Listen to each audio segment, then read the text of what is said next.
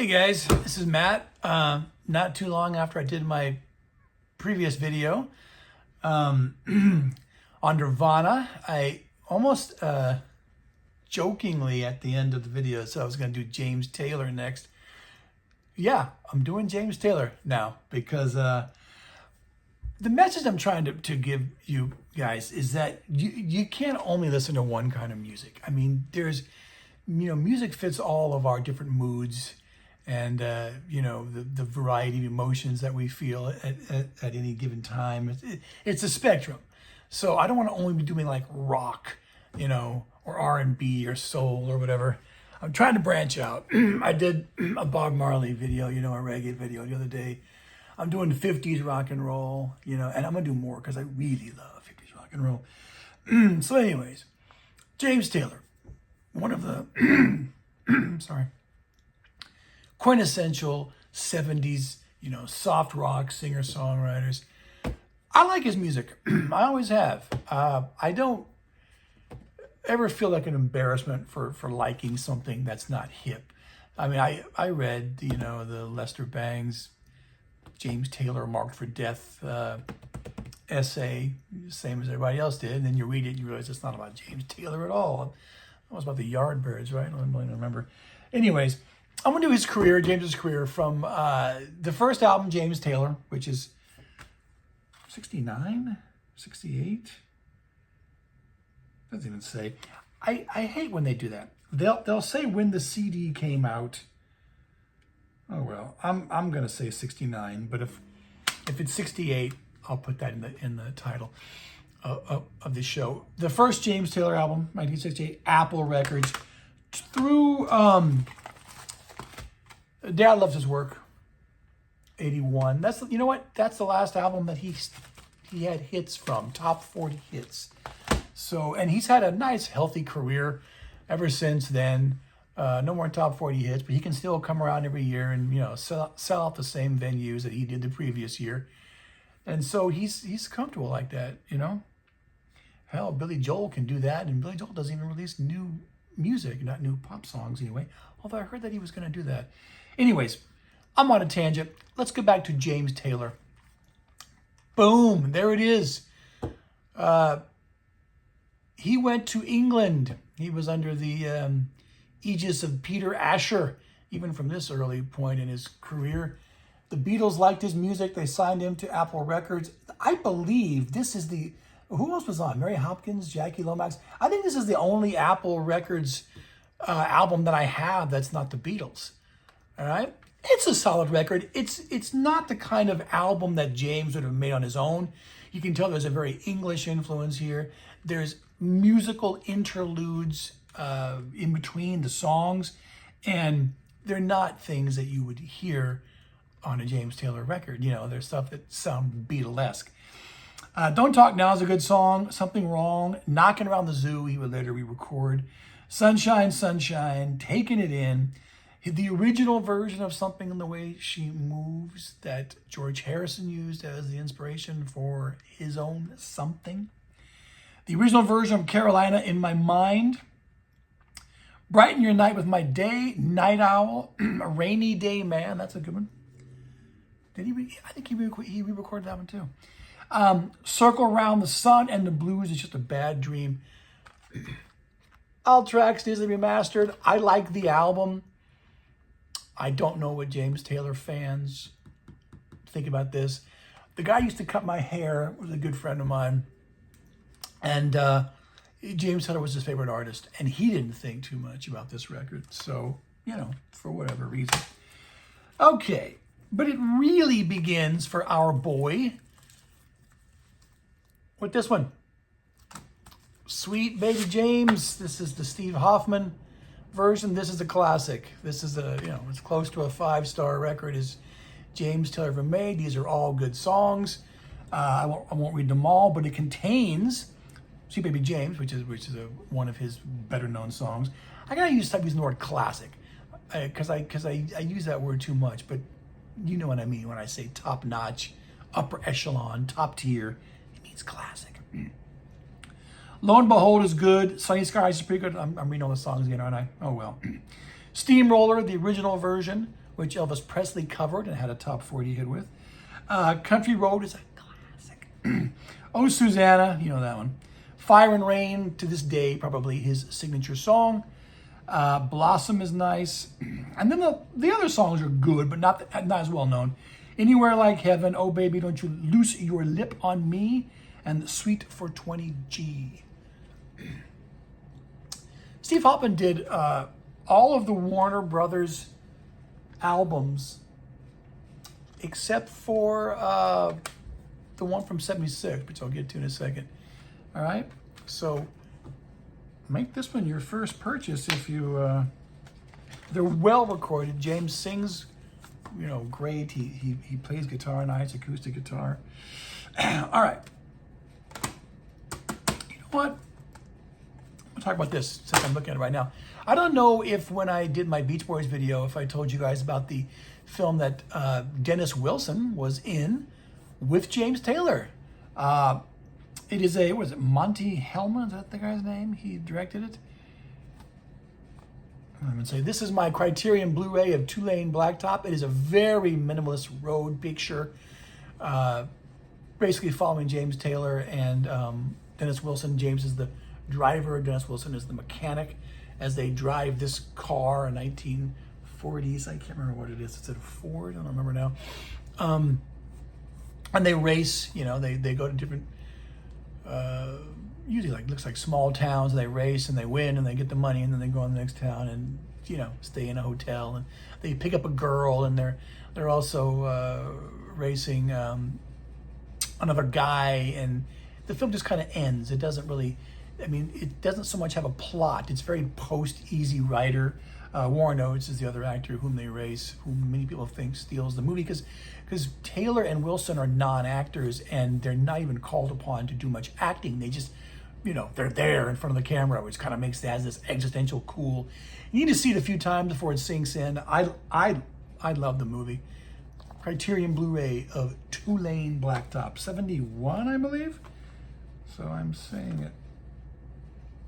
71. So I'm saying it more or less in the time of we're doing the albums. And his 1971 album was Mudslide Slim and the Blue Horizon. Now, Steve Hoffman also did this disc, mastered this disc, and I was there when he remastered it. Yeah, I was there years ago here in LA, and he just comes in and he doesn't even really put his hands on the board. He has another guy do it for him. Was it Kevin Gray? And he just says, okay, bring this up, bring this down. It's his ears, right? It's Steve Hoffman's magic ears. This album is another virtual classic. Oh, I said the word again. If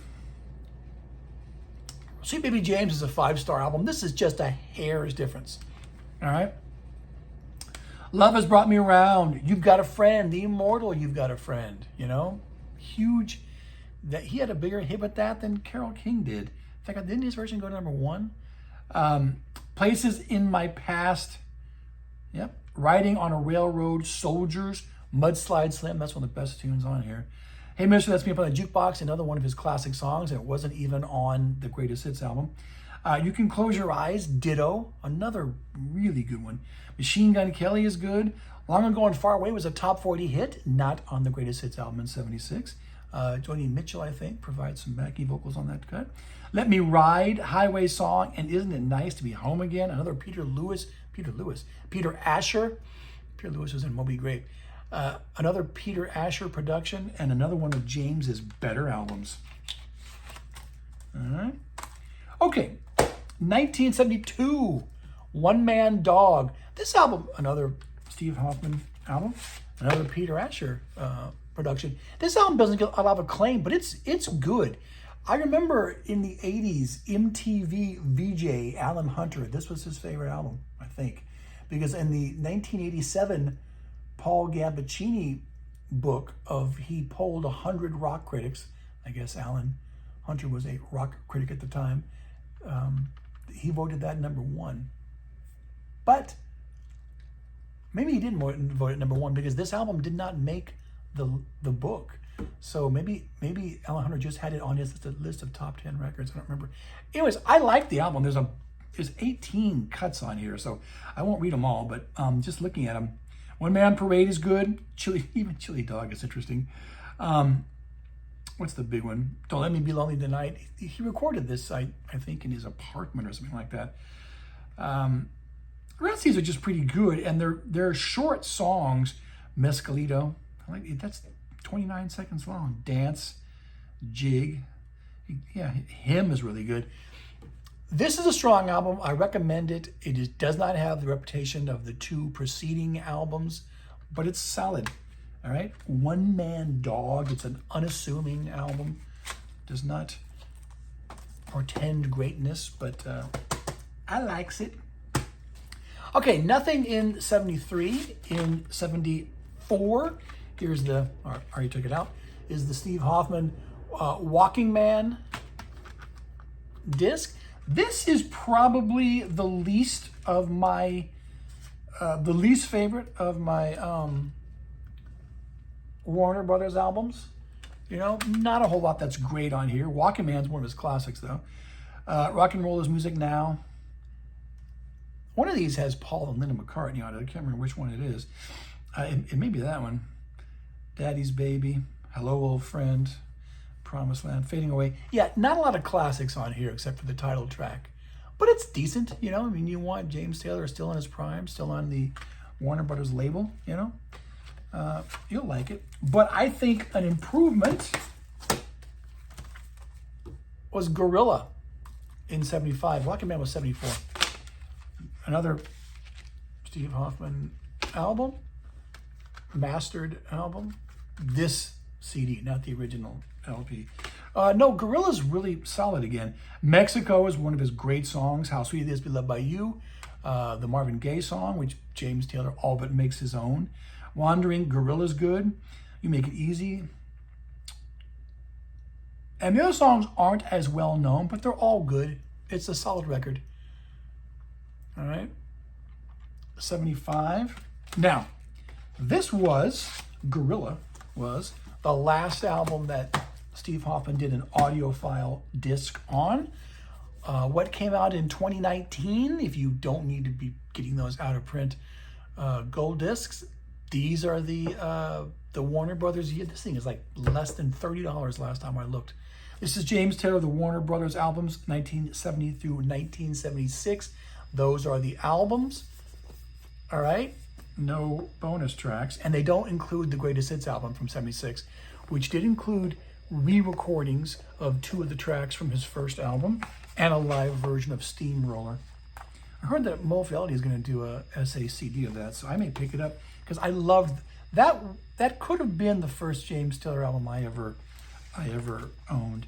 So anyways, nice little cardboard reproductions of the albums. So I'll just show you, even though I've already shown you the Hoffman versions. The lyrics came to every James Taylor album too, which I didn't know until I bought this because I never had the vinyl going up. Like, and that's how they'll print the lyrics as inserts in these CDs. Walking Man, which have the lyrics on the back. All right. Gorilla, lyrics on the back. And the reason I opened up this box, In the Pocket. It's a pretty good album. Probably not as good as Gorilla, but better than Walking Man. All right. Can't see the songs. There's the lyrics, and there's the photograph. Do I have the? Oh yeah, okay. I can read them on here. In the Pocket, 1976, same year as his Greatest Hits album. Shower of the People was his big hit. A Junkie's Lament. Of course, James Taylor was a heroin addict for a good long while. Money Machine, Slow Burning Love, Everybody Has the Blues, Daddy's All Gone, Woman's Gotta Have It. He didn't write that one. Captain Jim's Drunken Dream, Don't Be Sad Cause Your Sun Is Down. He didn't write that. Oh, that's what he did with Stevie Wonder. That's right. Nothing Like 100 Miles, Family Man, and Golden Moments. So, solid record. Just probably not as good as Gorilla, and definitely not as good as his next album, which I'm going to show you. In 1977, he switched labels to Columbia and had this. This was as big of an album for that year as Sweet Baby James was in 1970. JT, one of his greatest achievements.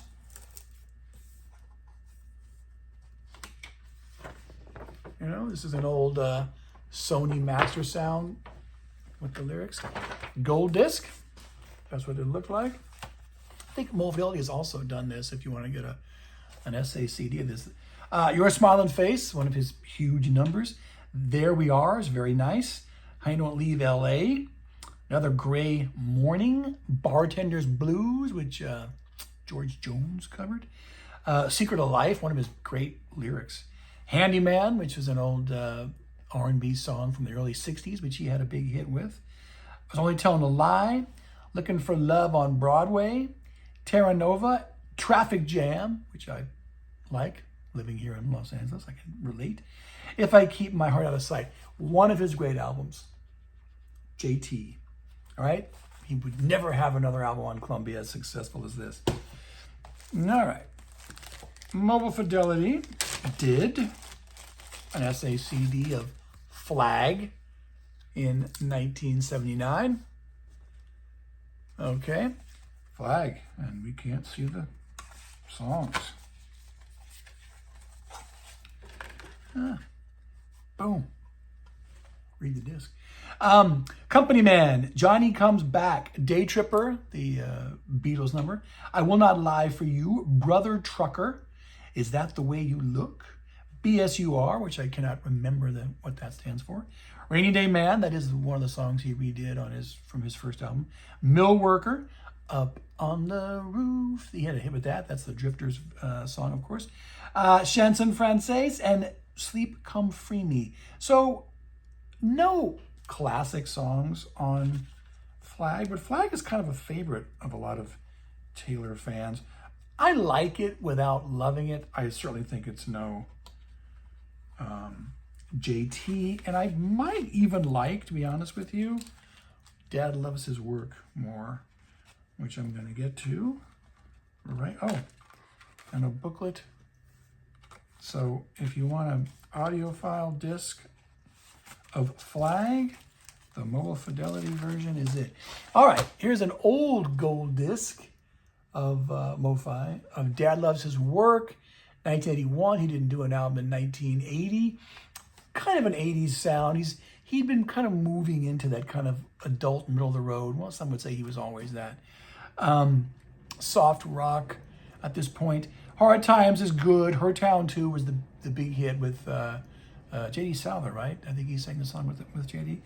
Hour That the Morning Comes, I Will Follow, Believe It or Not, Stand and Fight, Only for Me, Summer's Here, I like that one. And Summer is Here. Sugar Trade, London Town, That Lonesome Road. Peter Asher did this, you know. And after this, he quit having hits. So, you know, Fickle Matt, that's when I quit buying his albums. But also, you see a lot of these I have because they're audiophile discs. So, as we know, James was married to Carly Simon. I'm never going to do a Carly Simon show, so I may as well show you. I only found 2 of her albums. I thought I had more. Here's a Steve Hoffman, No Secrets. This is her big album, although she had a few successful albums in the 70s. The Right Thing to Do is great. The Carter Family, You're So Vain is her big number. Is it or is it not about Warren Beatty? He says it's not. His Friends Are More Than Fond of Robin. We Had No Secrets, Embrace You Child, Waited So Long, It Was So Easy, Night Owl, and When You Close Your Eyes. It's solid. I mean, of the few, admittedly handful, of the Carly Simon records I've heard, probably No Secrets is her best. It's like an iconic picture from the cover, too. Here's one I have, Hotcakes, which Mo Fidelity did. I won't even take it out. Safe and Sound, Mind on My Man, which would have been James at that time. Think I'm Gonna Have a Baby, Older Sister, Just Not True, Hotcakes, Misfit, Forever My Love, Mockingbird, which she sang with James Taylor and had a hit with. That's an old, Inez Fox tune from the early 60s or late 50s. Grown Up and Haven't Got Time for the Pain. Another fairly solid album with a couple of hits. So, James Taylor. Well, I told you guys he was a junkie, so he has that heroin aspect to his story. He also served time in a mental institution in the 60s. He checked himself in, though. That's where he got the material for Fire and Rain and Knocking Around the Zoo on his first album. Anyways, James Taylor is one of those quintessential singer-songwriters of the 70s, which was the era for singer-songwriters. Of course, all of this is begat by Dylan in the 60s. But Taylor, because he broke out immediately in 1970, kind of led the pack for a while. You know, Joni Mitchell, one of his paramours, Paul Simon, fresh from Simon and Garfunkel, Dylan himself, who did great work in the 70s, Jackson Browne. I mean, it goes on and on. Duos who just sound like singer-songwriter soft rock, like England Dan and John Ford Coley, or Seals and Crofts. I mean, there was so many songs like that in the 70s. You had a whole band which made music like that, like Bread, David Gates. So anyways, yeah, there's room for that in my life. I don't just stick to things with loud electric guitars. At 21 minutes, this ended up being a decent sized video for sweet baby James. So I'm thinking next time, I want the pendulum to go back and forth. I might do a proto-punk band like the New York Dolls. All right, until next time.